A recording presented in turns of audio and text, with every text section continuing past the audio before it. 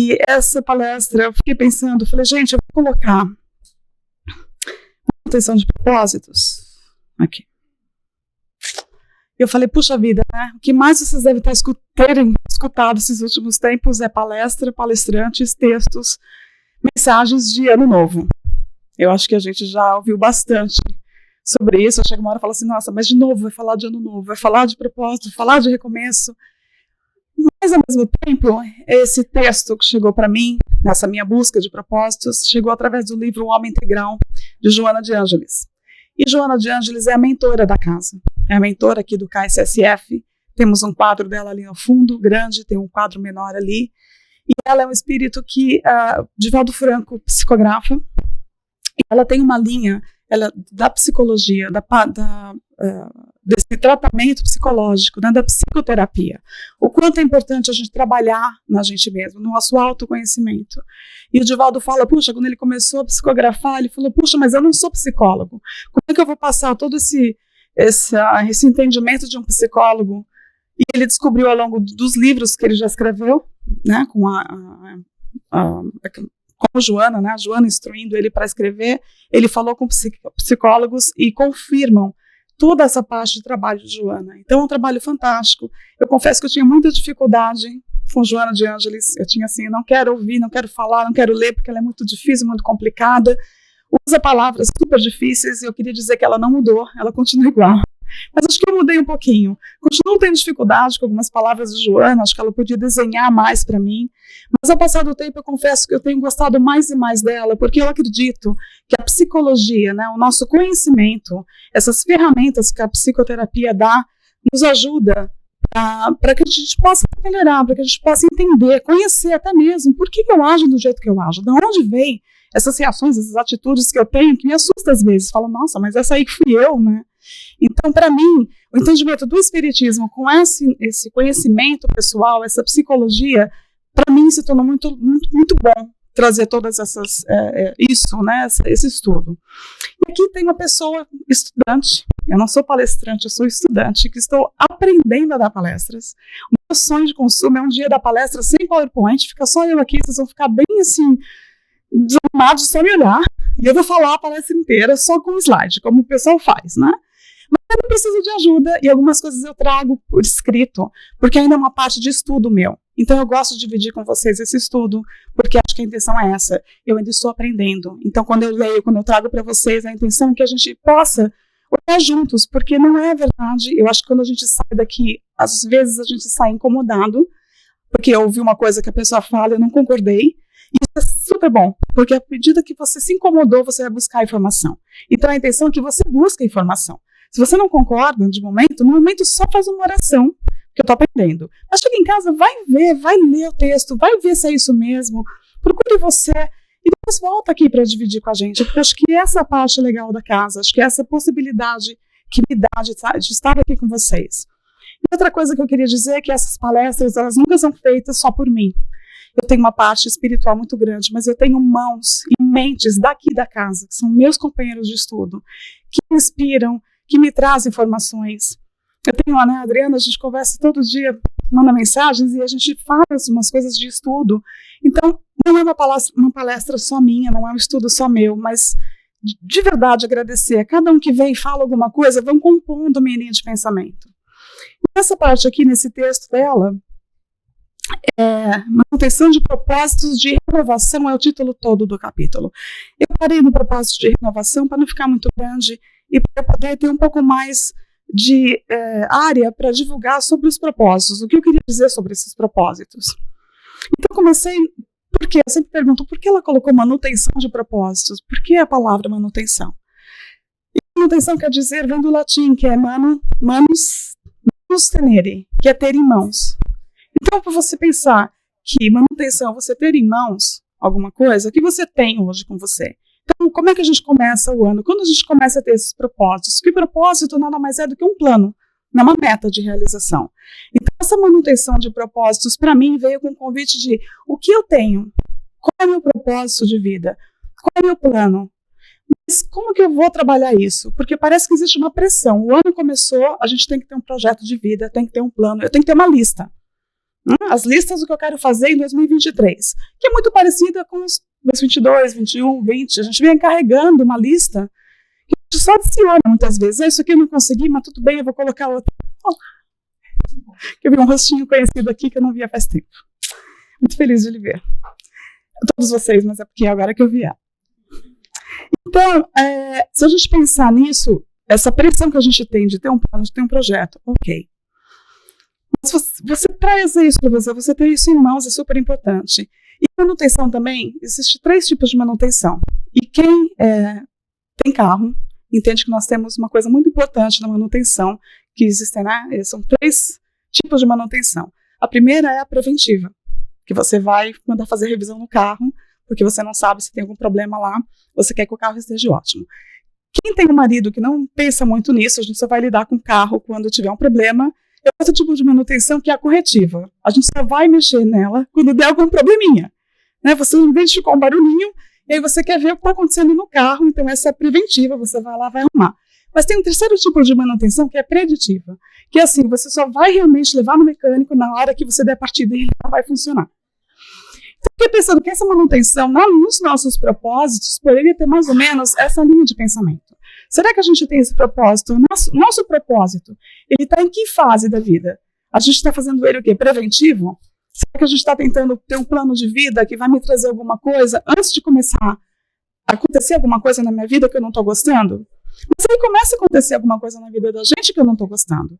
Mas ainda assim, ela é só preventiva. Eu vou arrumar aqui, né? Eu vou começar a ir no centro todo domingo e a vida vai ficar legal. E você descobre que ainda não está lá. Mas sabe que uma coisa mais séria acontece? Aí você fala, não, agora não só todo domingo, mas eu vou me internar e vou todos os dias no centro. Pensa assim, né? Minha cabeça vai na questão de planos e de objetivos. O quanto que é importante a gente pensar o que eu estou fazendo com a minha vida, de onde eu realmente vim, de onde eu vou, se está bem vivendo do jeito que eu estou, ok, ou se eu tenho que fazer algumas mudanças realmente no meu propósito, na minha manutenção. Por isso que para mim tocou muito essa questão dessa manutenção do título dessa palestra. Eu trouxe essa lista aqui, não está muito boa para ler, e eu ia traduzir, mas é que eu achei que ficou legal do jeito que está, até em inglês, mas eu queria que vocês pensassem no seguinte. Isso aqui vem de uma pesquisa de um site que, infelizmente, quando eu copiei, eu não guardei o site, mas você podia votar na sua resolução de 2023. E o que eu gostei disso aqui é porque exatamente nessa questão da manutenção que a gente está. E a lista é mais ou menos base para todo mundo.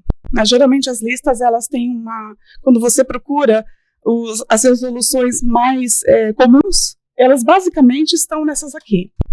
Mas se você se pergunta onde você está, porque a primeira aqui, você tem aquela resolução assim, vou comer mais saudável.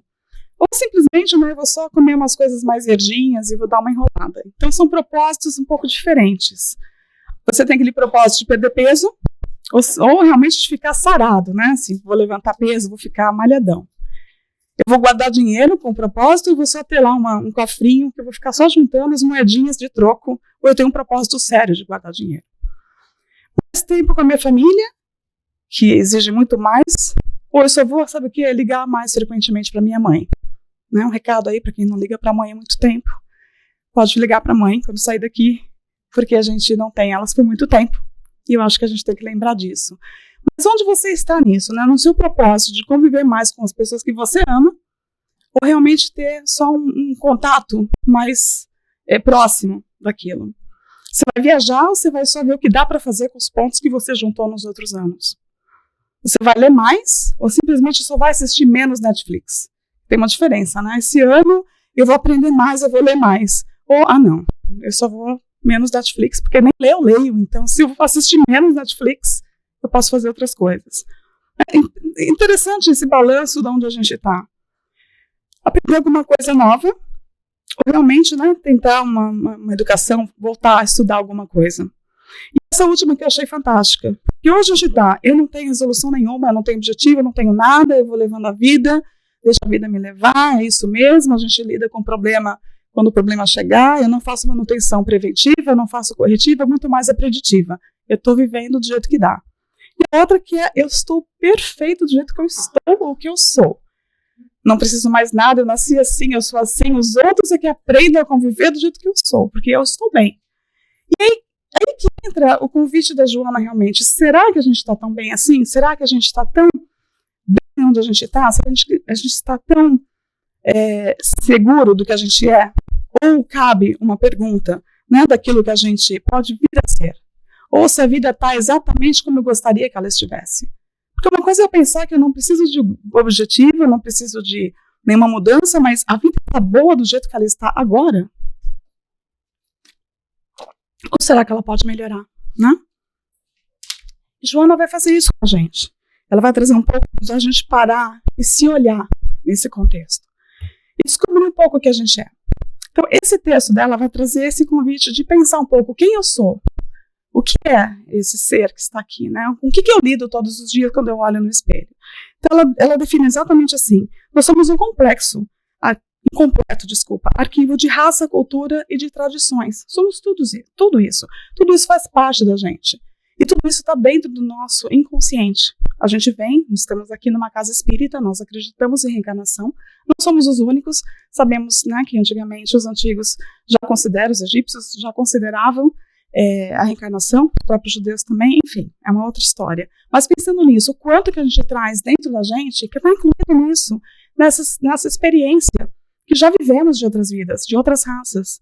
E tudo isso vai definir o nosso comportamento. É por isso que a gente faz coisas que a gente faz, que às vezes a gente não entende, que vai definir nosso comportamento, as nossas aspirações, as nossas tendências, esses nossos anseios, os nossos conflitos, as nossas ansiedades e as nossas realizações. Então, junto com toda essa herança de raça, de cultura, de tradição, ainda tem a educação que a gente está vivendo, o local que a gente está vivendo, né? Os hábitos, os fenômenos psicológicos, fisiológicos, que vai alterar nessa vida. Eu vim nessa família, eu estou morando nesse país, que vai adicionar na minha personalidade. Então a gente tem que parar um pouco para pensar nisso. Como que a gente está movimentando no planeta e o que isso traz no nosso dia a dia? O que influencia eu me decidir por tal coisa ou por outra coisa? Pensar um pouco nós como indivíduos. E Joana vai dizer que, nós já sabemos disso, né, da lei do progresso, mas ela vai dizer que a evolução é impositivo da lei de Deus. Incessante e inquestionável, ou seja, a gente pode ficar parado que a gente vai continuar seguindo. Não tem como a gente falar, não, eu vou continuar como eu estou, porque está bem. A própria vida vai fazer convites que a gente vai mudar. Nós não seremos os mesmos, se Deus quiser, até o final da nossa encarnação e em outras encarnações, com certeza. Toda parte e sempre o impositivo da evolução, o imperativo do progresso. Então, se a gente sabe que a gente está indo para algum lugar porque a vida se movimenta nisso, o que move a gente? Como que a gente se movimenta? E essa é uma foto super famosa quando se coloca a questão do inconsciente e consciente, né? Todo mundo que fala disso vai mostrar que a pontinha lá do iceberg é a nossa pontinha consciente e todo esse potencial lá embaixo, o nosso inconsciente. E o que segue a gente? O que move a gente? Carl Jung está falando aí embaixo. Se a gente se tornar consciente, o inconsciente irá dirigir a sua vida. E você vai chamá-lo, até, né, você conseguir isso, você vai chamá-lo de destino. Então, quando essa parte toda aqui de baixo estiver te guiando, você vai estar fazendo atitudes, tomando atitudes inconscientes, e você vai falar, não, é o destino. Está acontecendo isso comigo porque eu mereço, porque é assim. E não pensa que a nossa consciência tem que ser alterada. Quando a gente fala isso, né, no progresso, a gente tem essa parte, que é o nosso, a gente está consciente disso, dessa parte inconsciente, que é tão grande, que guia a nossa vida. Então, o inconsciente, se a Joana falando, está sempre a ditar-nos o que fazer e o que realizar, inclinando-nos numa ou noutra direção. O primeiro ponto é esse, o nosso inconsciente faz a gente fazer um monte de coisa que quando a gente estiver consciente não vai fazer mais. Né? Isso é uma parte que todo mundo já sabe. Muitas pessoas já não jogam lixo no chão, não é porque tem uma lei, mas porque ela já está consciente do que significa aquele lixo no chão. E com isso a gente vai tomando atitudes com a vida que você já se conscientizou. Então você não faz porque alguém falou que não pode fazer. Você faz porque o seu inconsciente já se tornou consciente e hoje a gente percebe coisas que antigamente a gente não percebia. E quantas atitudes a gente tem que fala, caramba, antigamente eu fazia isso que essa pessoa está fazendo, que me irrita. E eu lembro que eu fazia. E isso que a gente não lembra que a gente fazia. Porque é muito legal olhar para o outro e falar, caramba, eu não consigo entender como essa pessoa faz o que ela está fazendo. Achando que a gente nunca foi essa pessoa, ou que a gente nunca fez o que aquela pessoa está fazendo. Porque a gente se põe numa posição de que eu já aprendi, Então, como que o outro pode fazer aquilo? Sem saber que nós mesmos, há poucos dias atrás, fazíamos igual ou pior. Então, a importância de a gente lidar nossa vida e ir para o futuro, que vamos todos, consciente. Deve ser mais legal, a gente deve sofrer menos, né, com isso. Mas tem uma outra forma que a vida funciona. Todavia, diz Joana, o mecanismo essencial da vida impulsiona-nos para o progresso, para a evolução, mediante os programas de autoburilamento, de orientação e de trabalho. Então, a gente tem a nossa parte que não está movendo muito, porque a gente não aprendeu, mas a própria vida vai criar programas que vai nos fazer crescer, porque ninguém pode parar onde está. Nós temos que evoluir, aprender, e estamos aqui porque já evoluímos. É a nossa melhor encarnação. Melhor nem fazer regressão para saber como é que foram as outras. Deixa essa, porque é essa que a gente tem, essa que a gente tem que lidar. Então, esse é o convite. O Amor Abreu diz uma coisa muito interessante. O maior desafio nosso é a evolução consciente, porque a maioria de nós está evoluindo inconscientemente. Então, onde que a gente quer estar? A gente quer estar mais ciente daquilo que eu preciso fazer para melhorar, por todo, porque fazemos parte de um planeta que não vai melhorar enquanto todos não melhorarmos. Não é uma coisa que vai acontecer assim de mágica. Nós fazemos parte dessa mudança. Então, eu vou escolher isso. Eu prefiro fazer parte o quê? Dessa evolução, desse progresso consciente, ou eu vou deixar a vida me levar. E sabe como é que a vida leva? Assim, ó. Não sei se alguém lembra a história da vaquinha no precipício. Daquela historinha que existia um monge com seu discípulo fazendo uma caminhada. E ele chega até uma fazenda pequenininha, um sítio. E ele fala para o discípulo, nós vamos passar a noite aqui. Então eles entram na casa e conversa com a família é muito simples, muito humilde, explica que eles vivem ali naquele sítio com uma vaquinha, que aquela vaquinha é a fonte de renda deles e que eles vivem muito bem ali e que a vida está ótima e tranquila. Aí eles vão dormir, tomam sopa, vão dormir. E aí, de manhã cedinho, antes, eles acordam muito cedo e o monge fala assim para o discípulo, a gente tem que sair cedo porque a gente vai jogar a vaquinha deles no precipício. E o discípulo fica assim, mas que absurdo, a única fonte de renda deles é a vaquinha. Ele falou, mas a gente tem que fazer isso, confia em mim. Eles foram lá cedinho, jogaram a vaquinha pro precipício, né? Não tem mais vaquinha, e seguiram a viagem. Quando a família, né? Imagina o que aconteceu com aquela família quando acordou e não viu mais a vaquinha. Eles continuaram a viagem, tudo, só que o discípulo cresceu. E sempre se incomodou, ele queria saber o que tinha acontecido com aquela família, porque afinal de contas, que horrível, né? Você ir numa casa e desaparecer com a única fonte de renda daquela família.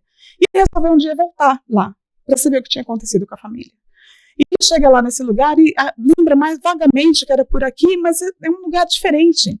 Né? Tem um portão, uma porteira linda, né? Tem nome na fazenda, a fazenda é enorme, prosperidade, assim. Ele falou, meu Deus, aquela família deve ter vendido ao sítio para conseguir sobreviver, porque acabamos com a vida dele. E ele queria pedir desculpas, porque ele foi parte daquela ação.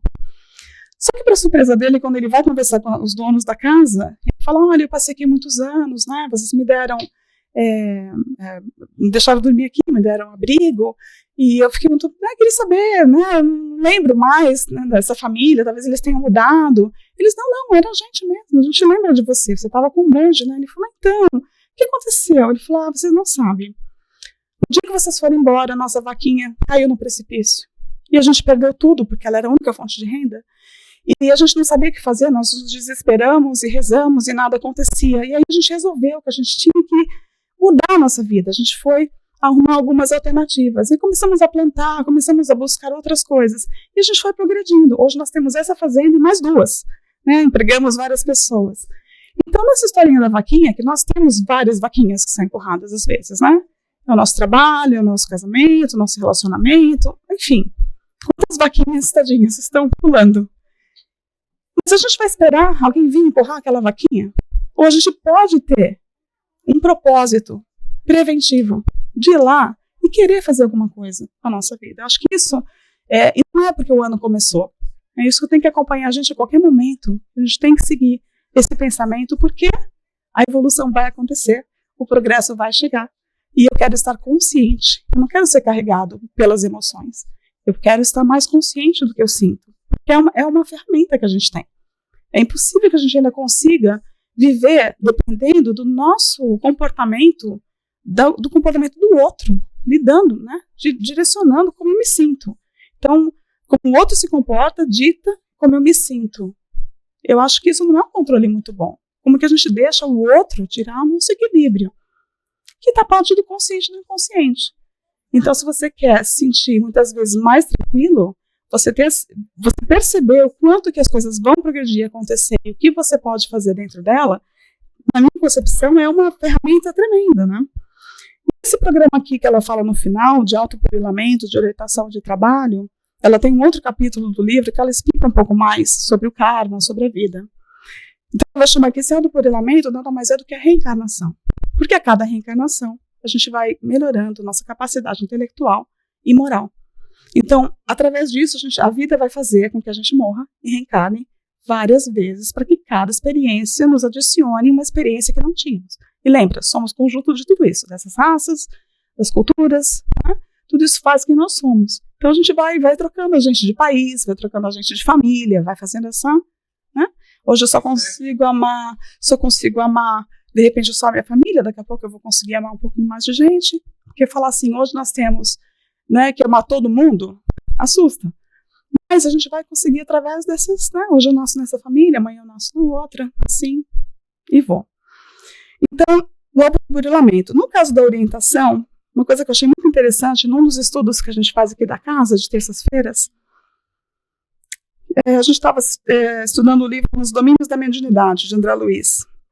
Me chamou a atenção porque a história, eles estão caminhando até um centro espírita, porque o André Luiz está estudando vários casos. Então o Aulos, que é o instrutor dele, está acompanhando, vai explicando várias coisas para o André Luiz, do que o André Luiz vai vendo dos espíritos, que nós não vemos, né, dos desencarnados. E eles passam num bar que tem uma pessoa bebendo, embriagada, e o André Luiz fica impressionado de ver o que cerca essa pessoa que está bebendo, o tipo de espírito que está em volta dele, se beneficiando daquela bebida também, né? Adquirindo toda a energia daquela bebida, porque ainda não entendeu que não tem mais um corpo físico, mas ainda tem a necessidade da bebida. Então, nessa comunhão, né, de interesses e esse espírito em cima do outro, o André Luiz se pergunta, mas escuta, vai ficar sempre assim? Quando que isso vai acabar? E a resposta desse instrutor do Aulos é muito bacana, porque ele fala assim, ó, vê se não é com a gente que vai acontecer isso. Chegará o dia em que a própria natureza lhes esvaziará o cálice. Há processos de reajuste no universo infinito, em que se cumpre os desígnios do Senhor. Chamem-se eles aflição, desencanto, cansaço, tédio e sofrimento. A gente muda numa dessas situações, não é? Pensa bem, ó. Aflição, desencanto, cansaço, tédio e sofrimento. São coisas que fazem a gente se mexer.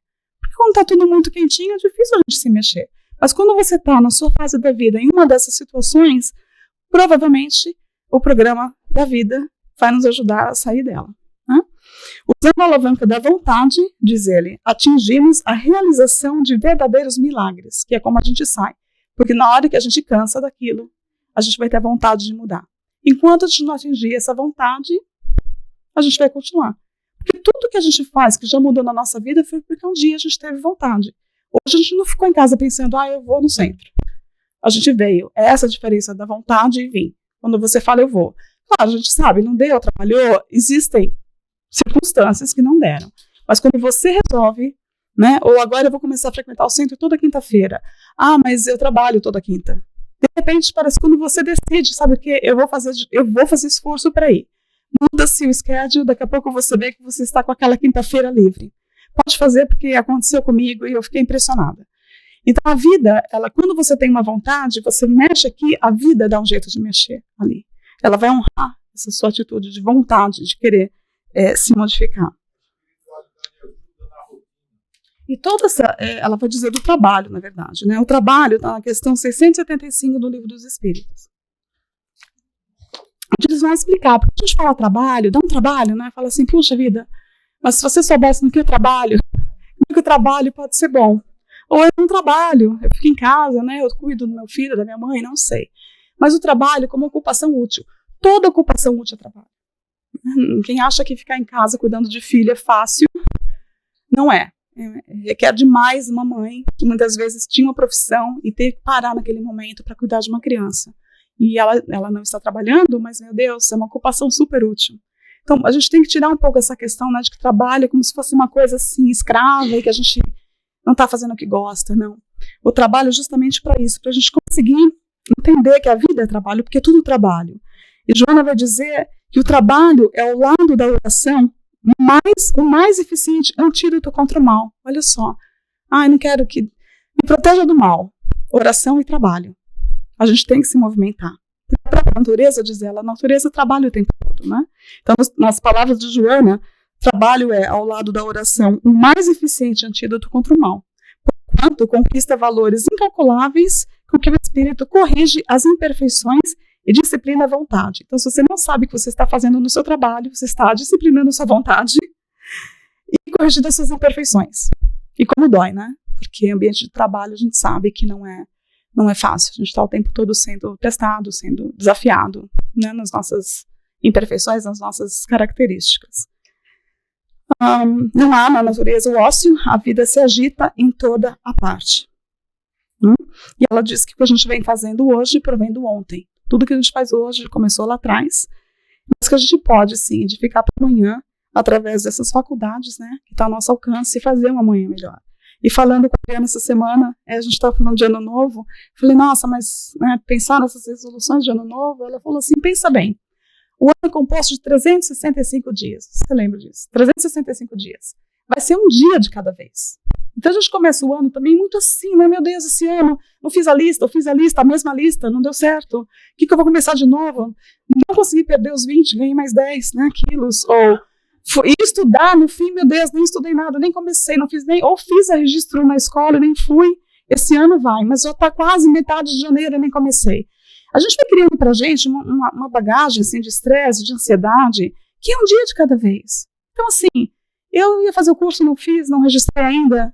Tem muito tempo ainda pela frente. A gente fica convencionado nesse ano de 2023 e esquece que a gente faz parte dele a qualquer momento do ano. O ano pode começar em março, se você decidir que março é o mês que você vai começar. A gente tem que perder um pouco essa de janeiro, eu vou começar. Como segunda eu vou começar, né? A gente vai assim, na segunda, eu fico assim, minha mãe veio visitar, quando minha mãe for embora eu faço, né? Aí minha filha também estava aqui, quando ela for embora eu faço. Gente, minha mãe foi embora, minha filha foi embora e as coisas estão lá para fazer igual, porque eu vou, né? Aí meu marido vai viajar, quando ele voltar eu faço. A gente vai fazendo esses, né? vai deixando, mas na hora que você fala, eu vou fazer, não tem jeito. Então ela vai dizer pra gente a importância da gente ter esses propósitos, de ter esses objetivos. Não para o ano, mas para a nossa vida, para aquilo que a gente quer da gente, aquilo que a gente vai fazer com a nossa vida. Para a gente estar mais consciente das nossas escolhas. Que o mundo, os acontecimentos não nos deixem à deriva, né, de emoções que o outro vai ditar que eu tenha. Eu preciso estar em paz porque eu tenho que estar em paz, não porque o outro não falou bom dia para mim. Até um bom dia que a pessoa não dá, tem capacidade, às vezes, de me levar para um lugar que a pessoa está brava comigo, porque tudo assim, né, sou eu. Não falou bom dia, está bravo comigo, eu fiz alguma coisa, A gente não para pensar no outro. O outro que está com um monte de problema. E aí, o outro passa, não fala bom dia. A gente fica chateado porque não falou comigo, eu devo ter feito alguma coisa. E esquece a parte mais importante. Oi, bom dia, eu vi que você passou correndo, tá tudo bem com você? E às vezes basta um olhar desse para a pessoa falar, nossa, você nem sabe, estava vindo para cá, aconteceu alguma coisa, puxa, eu tô tão chateada. Então, assim, a gente tem que sair um pouco da gente e parar um pouco o dia comigo, é só comigo, sou eu, né? Só comigo que acontece. Não olhar a dor do outro, não olhar o outro. É uma coisa bonitinha que eu vi esses dias também, que a pessoa chega em casa e fala, nossa, eu tô super cansada. O que a gente fala? Eu também tô super cansada, nossa, você não sabe meu dia. E a gente não fala assim, é mesmo? O que aconteceu com o seu dia? Por que você tá tão cansado? A gente ainda é tão assim, que eu quero mostrar que eu tô mais cansada que você. E se a pessoa fala ainda, mas eu tô com uma dor de cabeça, fala, não, você nem te conta. Meu estômago tá doendo pra caramba também, porque eu não comi. Daqui a pouco eu tô com câncer, eu tô com, né, sei lá. A gente vai no automático de não olhar o outro. Então, é um outro processo também disso. Então, quando a gente adota esses propósitos, segundo ela, é pra gente olhar pra gente e arrumar algumas coisinhas na cabeça da gente, né? Então, ela diz que é primordial para saber o motivo dessa confusão mental que a gente tem. Entender esses problemas antes que a gente tenta solucionar superficialmente. A gente tem que parar no momento da vida da gente e olhar pra gente. Por que eu ajo do jeito que eu acho? Por que eu perco tão rápido a paciência? Por que eu não tenho paciência? Por que isso está acontecendo na minha vida? E tentar resolver, não é assim, não vou pensar nisso agora, dá muito trabalho, próxima encarnação eu penso nisso. Não, se a gente não fizer isso conscientemente ou inconsciente, a vida vai levar a gente para lugares que eventualmente eu vou acabar mudando. Porque a gente não é para ficar parado. Não fomos feitos para ficarmos como somos e morremos desse jeito. Né? A vida vai criar situações para a gente se melhorar, para a gente mudar. E aqui embaixo, então, que ela diz que esse autoconhecimento começa, então, né, quando a gente entende que tudo é resultado das nossas próprias escolhas, que não dá mais muito para ficar culpando o outro. Todos os problemas existentes no homem, dele mesmo, procedem das suas complexidades, da dominação do seu ego. Então, não dá mais para culpar os outros, né? Então, a gente tem que, na manutenção de propósitos, como ela disse no texto, se a gente não tiver propósitos, não tem que manter. A gente só pode manter aquilo que a gente tem nas mãos, então a gente tem que ter alguma coisa nas mãos, algum plano para a gente conseguir seguir, né? E um deles é o entendimento de si mesma. E ela diz que a gente tem que ter uma energia permanente para que isso aconteça. Porque em janeiro a gente também está com energia, né? Vai fazer tudo, plano.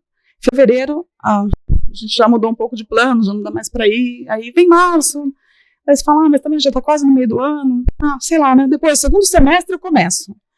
Então, se a gente não continuar, a gente mesmo se alimentando dessa energia, ou procurar recursos, outras pessoas, lugares que você frequente, amigos, conversas, que te tragam isso de volta, que te lembrem isso. Olha, lembra, vamos fazer esse processo com a gente. E ela diz que a gente desanima por 3 coisas que nós desanimamos. Uma pela falta de perseverança, pela falta da vontade, que a gente sempre vê isso. A gente desiste muito fácil, porque tá difícil, não tá gostoso. Aquilo que dá trabalho, a gente tem a tendência a desistir. Né? Eu acho que para mim, fazer brigadeiro é uma tortura, porque eu sei que o brigadeiro você tem que ficar lá esperando engrossar. É um traço de uma personalidade complicada, porque demonstra a minha falta de paciência para fazer um brigadeiro. Mas eu quero comer brigadeiro. Aí para comer brigadeiro você tem que fazer, ou você compra. Mas aí, né? E aí? E o processo de fazer o brigadeiro? O processo de fazer uma pamonha, como é que fica? Então, realmente a gente desanima, falar, não, eu quero comer o brigadeiro, mas eu vou ter que ir lá. Primeiro que eu não tenho leite condensado em casa, eu vou ter que ir lá até o Seabra, comprar o leite condensado. Aí eu volto para casa, vou ter que ligar o fogão, sujar a panela. A gente vai se cansando, né? Tem que ter uma perseverança para isso. E a gente fica assim diante dessa dificuldade do começo. Eu vou ter que mudar o que eu quero, mas puxa, eu vou ter que começar a perdoar mais, eu vou ter que começar a deixar mais para lá as coisas, eu vou ter que desculpar mais, eu vou ter que deixar para lá, não responder quando eu quero responder. Puxa, mas dá muito trabalho, né? Mas é uma perseverança, é um renovar de atitudes o tempo todo. A segunda coisa que ela diz é que a gente tem um desinteresse de libertar do conflito. Porque ela diz que é muito mais fácil a gente manter o conflito do que soltar eles. Dá mais trabalho a gente se alimentar do conflito, do que a gente soltar. Dá muito mais trabalho você manter essa briga, manter esse ódio, porque para você ter aquele ódio constante, você vai estar se lembrando o tempo todo do que aconteceu. E vai reviver a cena e o que foi falado muitas vezes, do que você soltar e deixar aquilo um pouco, não pensar tanto naquilo. E é um processo, né? Não vai acontecer às vezes numa encarnação, mas é um processo. E depois ela vai falar que a gente não tem, resumidamente, né? Então seria essa falta de vontade, é preguiça mesmo e consciência. São as palavras mais simples, porque a Joana ela fala mais bonito. Então, para a gente ter um propósito perseverante, para a gente realmente não desistir, né? Esse propósito mesmo de renovação, de autoaprimoramento, uma ação consciente, né? Para a gente se planificar interiormente, sem neurose, para melhorar todas as maluquices que entram na cabeça da gente. Porque se deixar, a gente vai entrando numa linha de pensamento que chega no final do dia, você acha que você está enlouquecendo, porque são tantos pensamentos que chegam. Quem estava aqui na quarta-feira na aula de obsessão com o Humberto, ele falou isso, né? Ele e o Ayrton, vem pensamentos na cabeça que você fala, não é possível, nem imaginei que eu estava pensando isso. A gente tem que se conhecer, esse pensamento é meu. Por que eu estou pensando isso nesse momento daquela coisa? Se eu não fizer esse processo comigo, esse pensamento me domina. Daqui a pouco eu estou achando que tem um complô contra mim, que tem um cara atrás da moita me vigiando o tempo todo. Então a gente tem que tomar cuidado, tem que estar mais consciente, né, disso. E aí, aqui embaixo tem um texto belíssimo sobre perseverança, de Bezerra de Menezes, que ele traduz que perseverar, a gente tem que trabalhar, servir, entender e edificar, aprender e redimir. Então, o processo de perseverança não é uma coisa fácil, automática, mas o que você faz o tempo todo, trabalhando, é ação. Perseverar é ação. Né? Não é falar, vou ficar aqui até o outro desistir. Perseverança, você tem que agir. É isso aí. Eu cheguei num ponto que eu falei, nossa, que bom, né? A gente trabalha tanto na gente, a gente pensa tanto na gente, e eu vou fazer, e eu vou construir, e eu vou melhorar, e eu vou... Essa encarnação agora vai. E a gente esquece de uma coisa muito importante, que nós não fazemos nada sozinhos.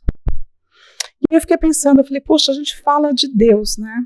E aí eu fiquei pensando, então como que a gente pensa se a gente, né, como cristãos, espíritas, a gente acredita em Deus como o Criador, né, de todas as coisas? Como Kardec, quando pergunta o que é Deus, que ele vai explicar, né, que é a origem de tudo. Então, a gente entende isso, mas se você não olhar Deus dessa forma, você começa a imaginar, se eu falar para você de Deus na equação da vida, fica um pouco assim, tá, mas como é que ele vai fazer isso? Como assim que Deus vai me ajudar nesse meu propósito?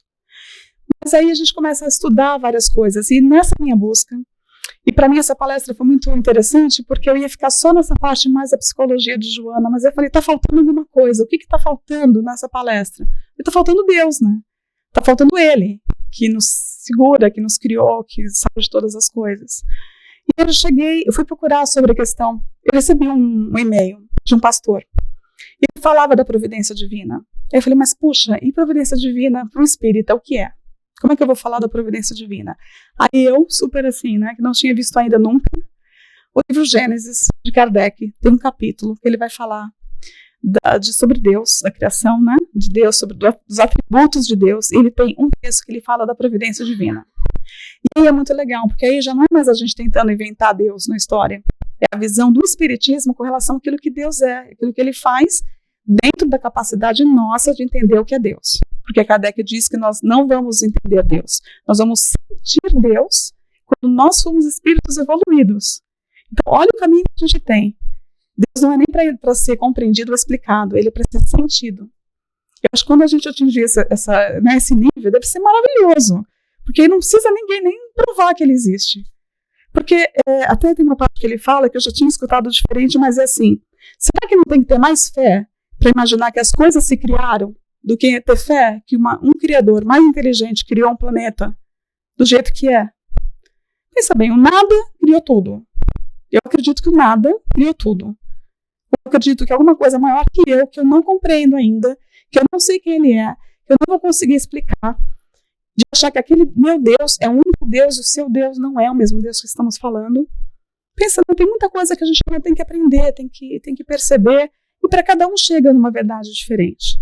Então a questão não é provar que Deus existe, mas a gente parar um pouquinho e pensar, ele existindo, como que ele se movimenta? Como que é isso? Como que essa providência chega para a gente, então? E aí eu cheguei em vários textos.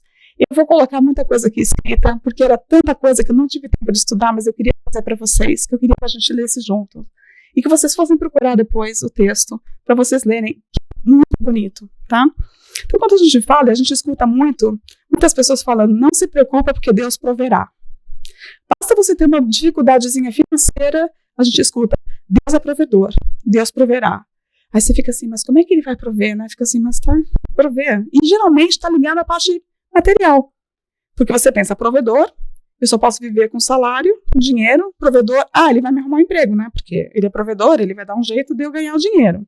Mas será que é só o material que ele provê? Essa visão do espiritismo traz isso. A providência divina, para nossa surpresa, não trabalha em te dar as coisas só. É muito mais do que isso. Então, Kardec vai dizer que para compreender Deus, ainda nos falta o sentido, que só adquire com a completa depuração do espírito, que foi que eu falei. Sem o conhecimento dos atributos de Deus, impossível seria compreender a obra da criação. Deus é a suprema e soberana inteligência. A palavra providência significa prevenção. Olha como está a providência divina. Prevenção, disposição prévia dos meios necessários para obter um fim, para evitar um mal ou para remediar uma necessidade. Já não estamos mais falando só de dinheiro, né? Esse substantivo decorre do verbo prover, que exprime providenciar, dispor, aprisionar, suprir ou fornecer. E duas definições de providência divina, uma de Kardec. A providência é a solicitude, essa boa vontade de Deus para com suas criaturas. Ele está em toda parte, tudo vê e tudo preside, mesmo as menores coisas. É nisso que consiste a ação providencial.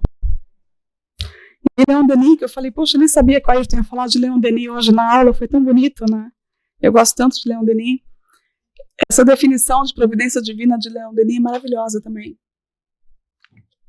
Providência é o espírito superior, o anjo que vigia na desventura, o consolador invisível, cujas inspirações aquecem o coração enregelado pelo desespero, cujos fluidos vivificadores fortalecem o peregrino cansado.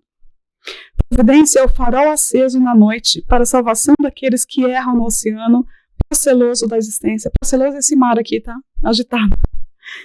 Esse é o significado de proceloso. Providência é ainda e sobretudo o amor divino que se derrama sobre suas criaturas. Então a gente fica imaginando assim, né? Como é que Deus vai fazer? Como que ele se movimenta? Porque a gente olha essa mão tão linda, mas Deus tem mãos? Deus tem pés? Deus tem ouvidos? Deus tem... Olha para mim, essa concepção que a gente tem, né, antropomórfica de Deus, que ele é a nossa imagem de homem, e que ele vai pôr a mão, ele vai estender a mão. Né? Deus não funciona dessa forma. A gente vai estudar aqui como é que ele funciona, então, se ele não tem mão, não tem pés. A gente vai olhar para Deus, o que a gente faz? Deus. E olha para cima. Será que Deus está acima da gente? É muito mais que isso. Essa providência, ela nos envolve de uma forma incrível. Porque, diz Kardec, para entender a providência divina, é preciso compreender Deus nos seus atributos e a rede espiritual que nos conecta com o universo. Os mecanismos de ação da providência divina passam pela compreensão das leis que regem os fluidos, os tipos, as frequências das vibrações energéticas. São estes elementos materiais que servem de veículo à manifestação da vontade do Criador e de todos os espíritos, fluidos e energia. E a gente está querendo que Deus, né, materialize uma mão para fazer alguma coisa. Não é mais aquele senhorzinho lá, né, que a gente fica adorando, que é um grande problema de discussão muitas vezes. Eu não acredito nesse seu Deus. O barbudo nem eu acredito. Aquela imagem de Deus, né, que se tem ira, que se vinga, é difícil acreditar nesse Deus. Mas aqui o que a gente faz no Espiritismo? Vamos estudar os fluidos, né, a parte energética, que vai explicar muita coisa.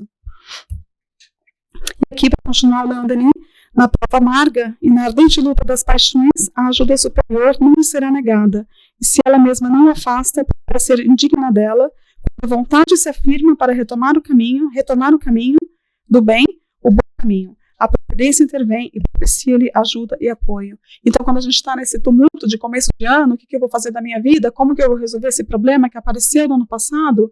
A gente tem essa providência divina que vai fazer pela gente. Com toda a certeza do mundo, a gente vai ter essa intervenção divina.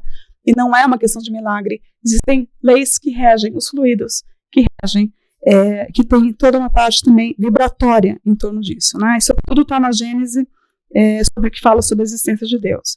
E a pergunta que a gente fica assim, né? Mas espera aí, esse Deus tão enorme, como é que ele vai se preocupar com o meu problema de hoje, que é tão pequeno dentro do universo? E essa pergunta Kardec faz também. Como pode Deus tão grande, tão poderoso, tão superior a tudo, imiscuir-se em pormenores ínfimos, preocupar-se com os menores atos e os menores pensamentos de cada indivíduo? Esta é a interrogação que a si mesmo dirige o incrédulo, concluindo por dizer que, admitida a existência de Deus, só se pode admitir quanto à sua ação que ela se exerça sobre as leis gerais do universo, que este funcione de toda a eternidade em virtude dessas leis, às quais toda criatura se acha submetida na esfera de suas atividades, sem que haja mister a intervenção incessante da providência. Nós vivemos momentos na vida que você pensa assim, acabou, né? Não tem mais saída, não tem mais jeito. Mas pensa bem assim, usei esse exemplo outro dia, você está na praia, né? Você está lá no mar, aquele mar gigante, e toda a proporção de água que cobre a terra, ela não invade a terra toda, né? A parte sólida. Existem sim as intempéries, tem furacões, tem o tsunami. A gente teve agora recentemente o furacão que teve em Naples, que sim, destruiu. Mas existe um limite para aquela água. Por mais que estejamos passando um momento difícil, desafiador, aquela água não vai entrar, porque existe uma lei universal que não permite que aquela água entre toda. É a mesma coisa com a nossa vida. Não vai invadir de uma forma que eles não vão conseguir interagir. Né? Eles vão dar um exemplo interessante sobre a questão de como é que Deus, eles fazem assim, não é para materializar Deus, mas para pensar como é que Deus agiria, então, se ele não tem mãos, não tem pés, não tem pernas, como que ele age? E eles vão trazer a gente, nessa obra de Kardec, a explicação que eles dão é sobre, o exemplo que eles dão, a questão do fluido, tá? Eles falam para a gente pensar num fluido bem sutil, que atravesse todos os corpos, mas ele não tem inteligência, então ele é limitado. Mas se esse fluido tiver uma inteligência, ele vai entrar pelos corpos com uma consciência, né? Então ele vai dizer que se esse fluido for inteligente, ele não atua mais às cegas, mas com discernimento, com vontade e liberdade. Verá, ouvirá e sentirá. E ele dá um exemplo do nosso fluido perispíritico. Então a gente tem o nosso espírito, nós temos o corpo e tem o perispírito. Quem não estudou ainda, a gente tem estudos na casa sobre o perispírito. Então ele vai fazer uma comparação que esse nosso fluido do perispírito, que envolve o nosso espírito, que dá forma ao nosso espírito, esse fluido, ele não é um fluido inteligente. O que dá, o perispírito é um veículo de comunicação, né? Ele pega esse pensamento e a gente acaba fazendo como se fosse uma coisa só, que esse perispírito fosse o nosso pensamento. Mas ele não é, ele é só um veículo. Então ele vai explicar que, de novo, né, o fluido perispiritual não é o pensamento do espírito, é o agente intermediário desse pensamento. Sendo ele que transmite, fica, de certo modo, impregnado do pensamento transmitido. E na impossibilidade, que a gente não consegue isolar, a gente vai falar que esse fluido é o nosso pensamento. Mas o perispírito não é o pensamento está no perispírito.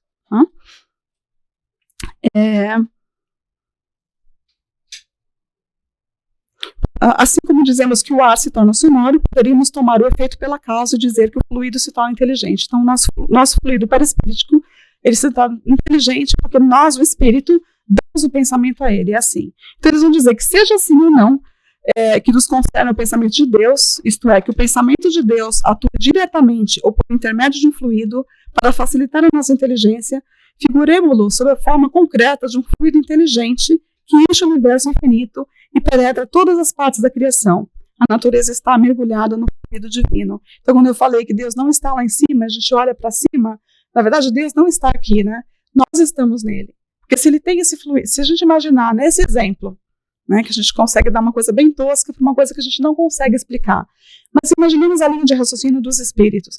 Esse fluido que tem inteligência, que penetra todas as coisas, que vê tudo, que é consciente, como se fosse o pensamento de Deus.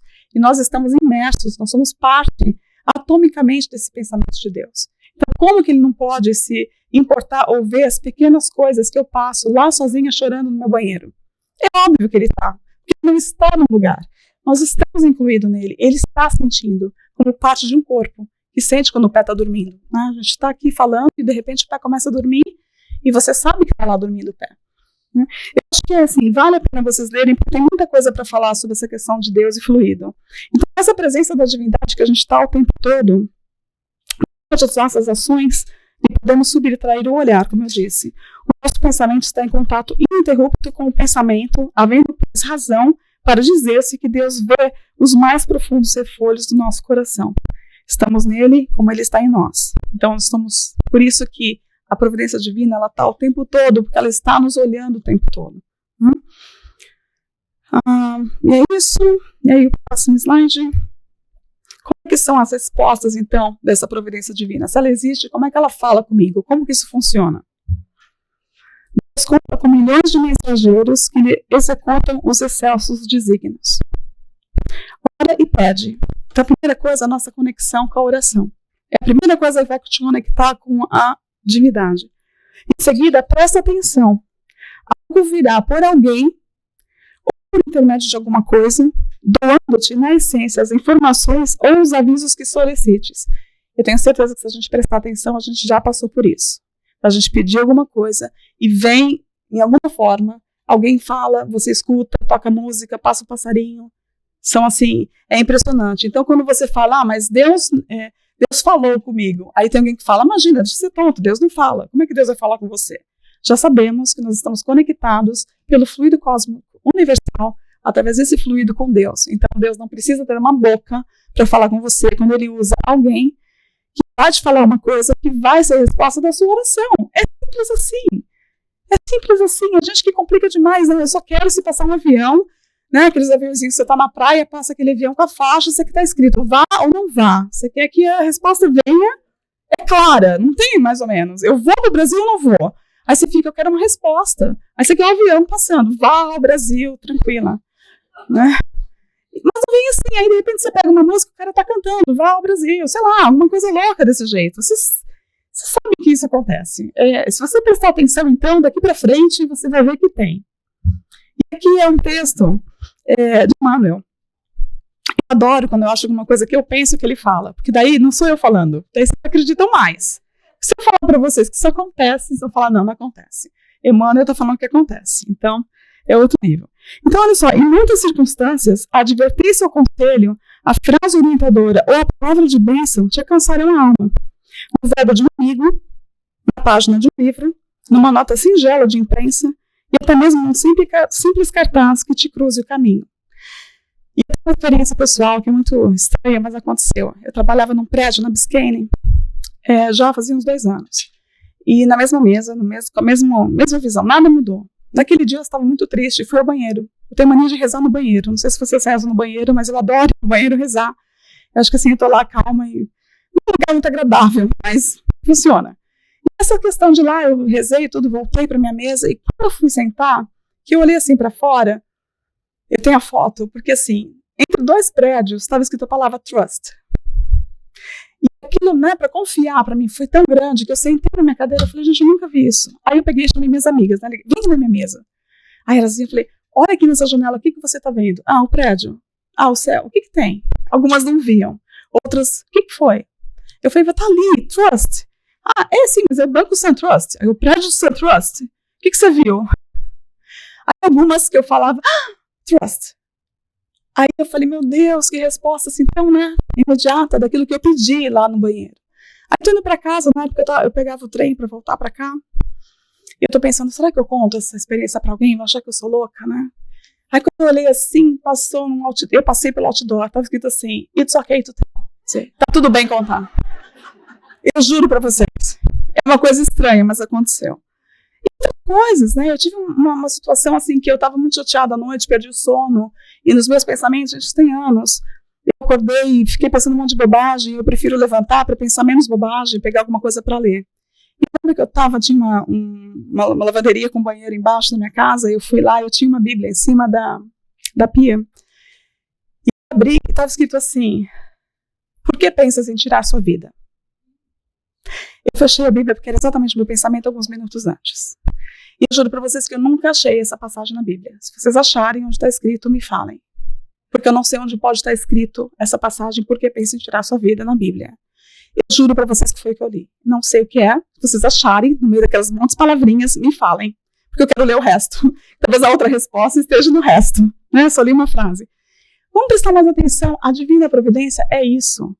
É amigo, sabe, tudo que você lê, né, e eu tinha, assim, tem várias histórias, mas vamos passar para frente, já está quase na hora. Vocês têm as histórias de vocês também.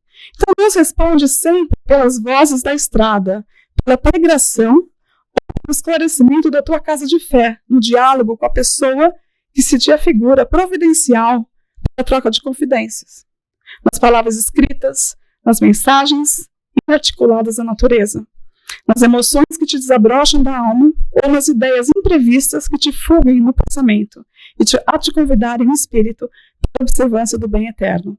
Então, recordemos o Divino Mestre e estejamos convencidos de que Deus nos atende constantemente. E imprescindível, entretanto, fazer silêncio no mundo de nós mesmos, esquecendo exigências e desejos, não só para ouvirmos as respostas de Deus, mas também a fim de aceitá-las. Reconhecendo que as respostas do alto são sempre em nosso favor, conquanto às vezes, de momento, em nossa visão limitada, pareçam contra nós. Porque a gente, de novo, acha que a previdência divina é só o material. E não é. E Deus, ele age de uma forma assim tão peculiar, né? A gente está tão longe ainda de entender como ele funciona, que a gente fica imaginando que Deus proverá nesse sentido e esquece que a providência dele funciona assim, ó. Como que ele funciona? a gente fica rezando e pedindo, né? A gente está passando por aquela dificuldade. Então aqui, esse texto também de Emmanuel vai dizer para a gente como é que funciona essa ação divina. Os obstáculos de ordem material, que estamos passando muitas vezes, esse apoio não chegará na obtenção do dinheiro fácil, que dissolve os compromissos, né? Muitas vezes fala, puxa vida, eu estou passando essa dificuldade, não passa. Mas o que a providência divina faz? Te dá força para trabalhar, a fim de que os recursos necessários te venham às mãos. Então, puxa vida, quantas vezes a gente não tem força para levantar e vai? Isso não é a providência divina te dando forças naquele dia para trabalhar, porque aquele emprego ainda está te mantendo. Mas a gente não quer, né? Meu marido fala muito dormindo e eu fico rezando para ele falar os números da loteria. E ele não fala. Ele resolver tanto problema, se vocês soubessem. Mas não é assim. O que Deus me dá? A disposição para levantar no outro dia e trabalhar. Ainda é assim. Nas horas de dúvida, não te virá fórmulas verbais diretas que te anulem o livre-arbítrio, e sim na inspiração exata, que te ajude a tomar as decisões indispensáveis à paz da própria consciência. Nos momentos de inquietação, não surgirá em acontecimentos especiais que te afastem dos testemunhos de fé, mas percebê-lo-ás contigo, em forma de segurança e bom ânimo, na travessia da aflição. Os dias em que o mal te pareça derrotar, a golpes de incompreensão ou de injúria, não se te expressará configurado em favores de exceção que te retirem dos ombros a carga das provas redentoras, e sim na energia bendita da fé viva, que te restaure a esperança, revestindo-te de coragem, a fim de que não esmoreças na rude jornada em direção à vida. Afasta de mim esse mal, e na verdade não vai sair muitas vezes. A gente sabe que tem que lidar com ele, está lá fora esperando a gente. E a gente quer um milagre, que aquilo desapareça. Então a providência divina, Deus proverá. Mas ele não vai prover mudando aquilo que a gente tem que fazer, mas ele vai justamente nos capacitar para passar por aquilo. E a gente pode dizer, Deus fez por mim. Porque muita gente fala, não, Deus não vai fazer porque você tem que fazer. Sim, é óbvio, mas vai me dizer que ele não age dessa forma? Pode prestar atenção na vida de vocês, daqui para frente, ou olhar para trás.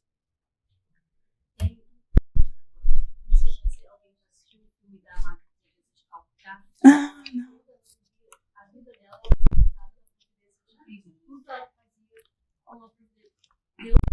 Deus proverá. É muito interessante. Eu vou assistir, não assisti ainda. E é isso, mas a gente fica achando que esse prover de Deus é só quando está tudo muito bem. Deus vai prover o céu azul, Deus vai prover o trabalho, Deus vai prover o carro, meu carro está quebrado, está velho, ele vai prover. E a gente fica com essa imagem às vezes, por isso que passa, acho que fica muito assim, acho que ela entendeu que a providência divina também está naquele que está lá doente que ela cuidava, porque a providência divina não era a cura dele, porque aquela cura era importante para aquele espírito, mas a providência é alguém para cuidar daquele espírito, que ela tinha na ação dela que fazer. Então, o lindo desses espíritos é entender isso, que essa providência não é ele dará, que ele vai dar, vai cair do céu. O que deixa muita gente que não acredita em Deus, fala, não, com tanta maldade no mundo, como é que esse Deus aí vai fazer alguma coisa? E esquece que nós somos na equação, ele espera que a gente faça. Então ela, todos esses espíritos do não doce, que vivem da providência divina, é essa providência divina, né? Então esse texto é maravilhoso. Seja qual for a dificuldade que te vejas, ou a provação que experimentes, recorda que Deus está contigo e nada te faltará. Nos domínios do socorro e da bênção, para que atravesse todos os túneis de tribulação e de sombra, ao encontro da paz e a caminho da luz. E de novo, né, ele não prometeu o supérfluo. Nada te faltará no sentido do necessário. Do necessário, porque a gente fica sempre querendo o mais, né? A gente quer, no fundo, a gente quer mais. Porque o básico, se todo mundo ficasse no básico, teria para todo mundo. Teria para todo mundo, a gente sabe disso. Mas estamos dentro desse contexto, né? Não está errado, não está certo, é só o que a gente tem, o que a gente está vivendo, o que a gente está aprendendo. E, de novo, a gente vai passar nisso consciente ou inconsciente? Vai esperar a vaquinha ir para o brejo? Ou a gente vai fazer alguma coisa para fazer com a nossa vida alguma coisa? É essa manutenção que eu estou dizendo.